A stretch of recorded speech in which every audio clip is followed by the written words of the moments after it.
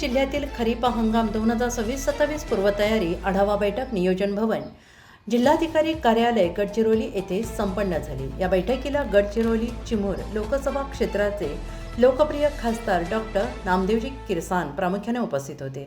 सहपालकमंत्री आशिषजी जयस्वाल यांच्या अध्यक्षतेखाली पार पडलेल्या बैठकीत जिल्हाधिकारी अविशांत पंडा, आमदार डॉक्टर मिलिंद नरोटे, जिल्हा परिषदेचे मुख्य कार्यकारी अधिकारी सुहास गाडे, जिल्हा पोलीस अधीक्षक एम रमेश, जिल्हा अधीक्षक कृषी अधिकारी प्रीती हिरळकर यांच्यासह विविध विभागांचे अधिकारी उपस्थित होते।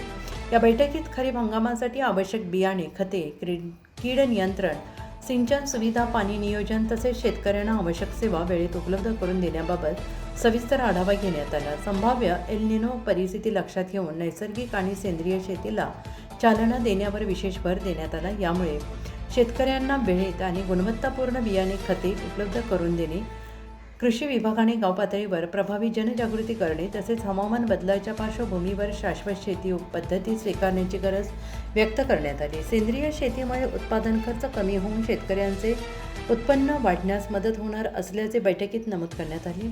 तसेच सेंद्रिय उत्पादनांचे प्रमाणीकरण, ब्रँडिंग आणि विक्रीसाठी जिल्हा स्तरावर स्वतंत्र विक्री केंद्र, ऑर्गॅनिक मॉल उभारण्याचे नियोजन करावे। आंबा, शिंगाडा आणि मशरूम यासारख्या स्थानिक उत्पादनांना ब्रँडिंगद्वारे मोठी बाजारपेठ उपलब्ध करून देण्यावर भर देण्यात आला। शेतकऱ्यांना कृषी योजनांचा लाभ पारदर्शक आणि सुलभ पद्धतीने मिळावा यासाठी विविध विभागांनी समन्वयाने काम करण्याच्या सूचना बैठकीत देण्यात आल्या। गडचिरोली संवाददाता आशिफ कुरेशी।